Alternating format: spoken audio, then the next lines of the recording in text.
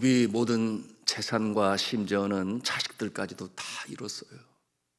여러분, 그 어려운 상황 가운데 있으면서도 이 욥은 하나님을 원망하지 아니했습니다. 오히려 고백하기를 주신 이도 여호와시요 거두신 이도 여호와시니 여호와의 이름이 찬송을 받으실지니. 그가 범죄하지 아니하고 하나님을 원망하지 아니했습니다. 여러분, 그럴 때 사탄이 어떠한 마음을 가졌을까요? 참 훌륭하다, 내가 괜한 짓을 했구나, 그런 생각을 가졌을까요? 어림도 없지요. 천부당 만부당입니다. 그러면 사탄이 아니겠죠. 사탄이 독이 더 올랐습니다. 사탄은 그런 존재죠. 하나님께서 창조하신 피조물, 어느 우주 삼라만상 생명체들, 그런가 하면 하나님이 가장 기뻐하시는 이 피조물인 이 사람, 특별히 하나님께서 기뻐하시는 존재는 하나님을 사랑하는 사람이니 그 모습을 볼 때 가만 내두려 하지를 않습니다. 어쩌든지 무너뜨리고 멸망에 이르게 하고자 하는 것이 사탄이 하는 짓이. 하나님께서 사탄에게 뭐라고 말씀하십니까? 내가 헛된 일을 하였구나. 보아라, 까닭없이 그를 치게 하였어도 그는 여전히 자신의 온전함을 굳게 지켰느니라. 욥기서 2장 3절에 하신 하나님의 말씀이세요. 그렇다고 해서 사탄이 인정합니까? 그렇지 않죠. 사탄이 뭐라고 말을 하는가? 4절에 보니 가죽으로 가죽을 바꾸오니. 가죽으로 가죽을 바꾸니. 참 난해한 표현이죠. 여러분, 이것이 그 시대의 표현인데요, 이어 그 뜻을 바로 밝히고 있습니다. 욥기서 2장 4절에 보니 사람이 그의 모든 소유물로 자기의 생명을 바꾸올지라. 그러니 가죽으로 가죽을 바꾸니 뜻이 뭐냐면 생명보다 귀한 것이 없으니, 사람이 생명을 유지하기 위하여 그 모든 소유를 다 주더라도 결국은 생명 앞에서는 견딜 자가 없다. 이와 같은 내용으로 사탄이 말을 하는 거예요. 그리고서는 뭐라고 제안을 합니까? 5절 말씀인데요, 같이 5절 말씀 읽도록 하겠습니다. 시작. 이제 주의 손을 펴서 그의 뼈와 살을 치소서. 그리하시면 틀림없이 주를 향하여 욕하지 않겠나이까. 역시 사탄다운 모습 아니에요? 사탄이 어떠한 생각을 갖습니까? 욥이 분명 변해서 하나님을 원망하게 될 것이다. 모든 소유가 다 사라졌고 자녀까지도 다 죽게 되었고 이제 본인마저 육신의 질병을 얻게 되면 견딜 수가 없을 것이다. 소망은 사라지게 되고 인내도 사라지고 거룩한 모습도 결국 무너지게 될 것이다. 그러므로 결론적으로 창조주신 하나님을 원망하게 될 것이다. 그게 인지상정 아니냐, 그게 사람 아니냐, 이렇게 생각을 한 것이에요. 여러분은 어떻게 생각하십니까? 그럴 수 있죠. 보통 사람들은 얼마든지 그럴 수 있습니다. 이때 하나님께서 사탄에게 뭐라고 말씀하십니까? 2장 6절 말씀인데요, 같이 읽겠습니다. 시작. 여호와께서 사탄에게 이르시되 내가 그를 내 손에 맡기노라. 다만 그의 생명은 해하지 말지니라. 여러분, 하나님께서 이렇게 말씀하실 때 여러분의 마음에 어떤 생각이 듭니까? 저는 이런 생각이 들었어요. 첫째, 그래도 그렇지 어떻게 하나님께서 이렇게 의로운 욥에게 가진 것 다 잃게 하시고 이제는 자녀들까지 다 죽었는데 그나마 남아있는 몸뚱아리 거기에 질병까지 주시니 이미 불같은 시련을 다 겪게 하신 것 같은데 그럼에도 불구하고 육신의 질고까지 겪게 하시니 하나님 너무해도 너무하신 건 아닙니까? 저는 그런 생각이 들었어요. 그런가 하면 두 번째로는 1년에 꺼지지 않는 소망인데요, 왜냐하면 하나님께서 말씀하시기를 생명만은 건드리지 말아라. 생명만은 건드리지 말아라. 이게 무슨 말씀이겠어요? 하나님께서 욥을 사랑하신다는 말씀 아니겠습니까? 그의 생명을 귀히 여기십니다. 그러니 지켜보시고 이 과정이 끝나면 뭔가를 시작하시겠다는 어떤 뉘앙스를 우리에게 보여주는 것 아니겠습니까? 여러분, 사탄은 그 존재 목적이 말씀드린 것처럼 이 창조 세계를 훼손하고 생명으로 죽이고 멸망시키려고 하는 것이 그 존재의 목적이니, 예수 그리스도께서도 말씀하시지 않으셨나요? 도적이 온 것은 도적질하고 죽이고 멸망시키려 하는 것이요, 그러나 내가 온 것은 생명을 얻게 하고 더 풍성히 얻게 하려는 것이라. 여러분, 이 도적은 곧 사탄을 말하는 것이요, 그런가 하면 이 도적은 사탄의 그 영혼이 사로잡혀 있는 자, 그를 통하여 악한 일을 행하는 것이니, 여러분, 그 주체가 누구입니까? 사탄이요, 마귀 아니겠습니까? 그런데 사탄아, 욥의 생명만은 건드리지 말아라. 그러므로 우리가 소망을 보는 것입니다.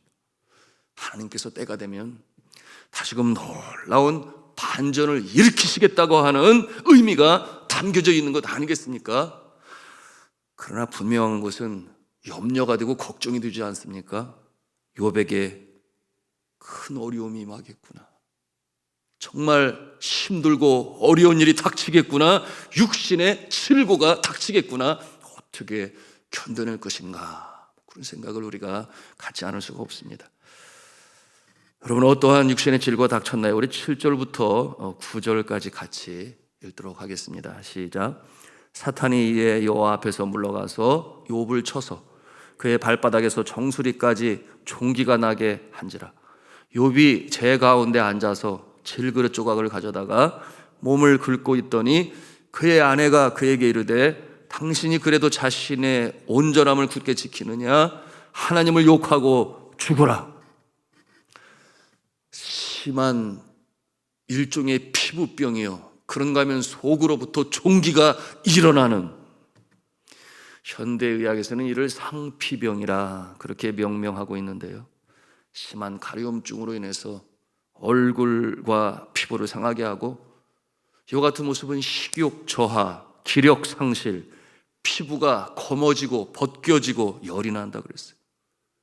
결국 이 상피병이 치료되지 아니하면 수년을 끌다가 결국 죽음으로 끝난다고 했습니다. 당시에는 아무런 치료 방법이 없어요. 그 가려움증을 참을 수가 없어서 욥이 질그릇 조각을 가져다가 몸을 긁었다고 했습니다. 여러분, 한번 상상을 해보세요. 머리는 밀었지요, 옷은 찢었지요, 그런가 하면 재 가운데 앉았다 했습니다. 자신의 몸을 긁어댑니다. 그와 같은 비참한 모습을 바라보던 아내가 참다가 견디다 못해서 뭐라고 외칩니까? 당신이 그래도 자신의 온전함을 굳게 지키느냐? 하나님을 욕하고 죽으라. 그러나 욥은 흔들림이 없어요. 적어도 그때까지는 그러했어요. 그러므로 고백을 합니다. 우리 10절 말씀 같이 읽겠습니다. 시작. 그가 이르되 그대의 말이 한 어리석은 여자의 말과 같도다. 우리가 하나님께 복을 받았은즉 화도 받지 않겠느냐 하고, 이 모든 일에 욥이 입술로 범죄하지 아니하니라. 입술로 범죄하지 아니하니라. 그런데 부인은 입술로 범죄하였으니 뭐라고 그랬어요? 하나님을 원망하고 죽으라. 여러분, 이 욥의 모습은 어떠한 모습입니까? 하나님의 섭리를 믿는 거예요. 화도 주시지만 복도 주시는 하나님은 섭리 가운데 인생을 이끌어 가시니 총내 하나님께서 책임지시지 않겠느냐 하는 그와 같은 마음이 여전히 그의 심령 가운데 있으니 입술로 범죄하지 아니하니라, 이렇게 말씀합니다. 이와 같은 이 욥의 아내, 입술로 범죄한 이 욥의 아내를 보고 표현하기를 세계적인 악처가 셋이 있대요. 세계적인 악처가 셋이 있는데, 첫째는 소크라테스의 부인이요, 여러분 아실 겁니다. 그런가 하면은 링컨의 아내가 또한 악처요. 세 번째는 존 웨슬레, 전도자 존 웨슬레의 부인. 3대 세계적인 악처다. 그런데 성경적인 인물로 두 악처가 있으니, 하나는 호세아의 아내 고멜이요, 둘째는 바로 오늘 등장하는 이 욥의 아내다. 그런데 하나같이 공통점이, 하나같이 남편들은 참 훌륭하지요. 남편들은 하나같이 훌륭해요. 그러나 저는 생각을 해봐요. 오죽하면 그 상황이 오죽하면 여러분 그 부인이 먹을 것을 벌어와야 하지 않았겠습니까? 몇 달이 지나는 동안에 말입니다. 그런 날이 하루 이틀이 아니지 아니었겠습니까? 견디다 못해 쌓였던 고충이 그렇게 터져 나온 것 아닐까? 저는 그렇게 생각을 해보는데요. 욥이 나중에 연단의 과정을 마치고 회복이 되었을 때, 그리하여 하나님의 크신 복이 그에게 다시 임하였을 때 그의 아내는 어디 있었을까? 저는 그런 생각까지 해보았어요. 함께 회복이 되어 부부로서 다시 행복한 인생을 살았을까? 여러분은 어떻게 생각하십니까? 그렇게까지 하나님을 원망하고 죽으라는 사람이 멀리 떠나갔겠지, 다시 돌아왔겠어? 여러분 또한 생각해 볼 수 있습니다. 왜냐하면 욥과 같은 이와 같은 인물은 호세아 못지 아니하니 인내심 많은 인물이 그 한마디에 부인을 버릴 만한 우인은 아니지 않겠는가? 그런 생각을 해보지 않을 수가 없었어요. 두 번째로 욥의 고난의 기간을 생각해 보면 또한 그럴 수 있겠지요. 여러분 욥이 몇 년 동안 이런 고난을 받았을까요? 성경을 통해 알 수 있는 것은 욥기서 7장 3절에 말씀을 해요. 여러분 찾아가 볼 수 있겠습니까? 욥기서 7장 3절에 그가 고백을 하는데요. 이와 같이 내가 여러 달째 고통을 받으니 고달픈 밤이 내게 작정되었구나. 여러 달 동안이라고 그랬어요. 여러분이 욥의 친구들과 대화할 때 고백한 말인데요. 여러 달, 그 달이 석 달인지 넉 달인지 다섯 달인지 여덟 달인지 정확히 몇 달인지는 알지 못하지만은 그러나 여러분이 단위로 볼 때 1년을 넘어가지 아니했다. 또한 친구들이 찾아와서 대화한 날이 얼마나 길었을까 우리가 생각해 볼 수 있습니다. 그런 가운데 욥기서 42장 10절 마지막 장 절에 가보니 10절에 가보니 욥이 그의 친구들을 위하여 기도할 때 여호와께서 욥의 곤경을 돌이키시고 여호와께서 욥에게 이전 모든 소요보다 갑절이나 주신지라 이렇게 말씀하고 있습니다. 그러니 친구들이 아직 떠나기 전이에요. 그가 고난 이후에 산 날이 또한 얼마나 길었습니까? 여러분 욥기서 42장 16절과 17절에 보면 그 후에 욥이 140년을 살며 이렇게 말씀하고 있어요. 그러니 산 날보다 더 긴 날을 그가 회복된 이후로 살아가게 된다 그 말입니다. 그러므로 아들과 손자 4대를 보았고 욥이 늙어 나이가 차서 죽었더라 말씀하고 있으니 고통이 지난 후에 복 있는 인생으로 140년을 살았다. 그러므로 이 고난의 날은 그렇게 여러 해로 이어진 것은 아니었다 하는 것입니다. 아이고 다행이다. 그럼 그렇게 한숨을 쉬십니까? 성도 여러분, 하나님께서는 그의 생명을 보호하십니다. 하나님께서 그를 사랑하시기 때문이죠. 비록 그와 같은 연단의 시간, 어려운 고통의 때, 고난의 때 캄캄한 영혼의 밤을 겪게 하셨지만 여러분 그와 같은 모습은 깨달으면 될 것이었어요. 깨달으면 될 것이었어요. 깨달으면 그 고난의 날에 종식의 날이 다가올 것이었습니다. 그 기간의 날이 연단의 날인 것을 욥 스스로가 고백하는 내용들이 등장하게 되는데 여러분 앞으로 우리가 말씀을 묵상해 가면서 이제 알게 될 것입니다. 하나님께서는 욥이 알지 못하는 더 깊고 높고 크고 광대하신 하나님을 알기를 원하셨기 때문에 깨닫기를 바라셨기 때문에 그러므로 사단에게도 허락하신 것이었어요. 이 부분은 우리가 또 알아가게 될 것입니다. 여러분 이 육신의 질고는 누구에게나 찾아오지요. 그 기간은 정말 힘들고 어려운 때입니다. 저는 아직까지 그렇게 크게 아픈 적이 없습니다만은 그래서 늘 감사하며 살아요. 그런데 제 아내는 태어날 때부터 체질이 좀 다른 것 같아요. 그래서 여러 번 병원에도 갔었고 수술도 여러 차례 했습니다.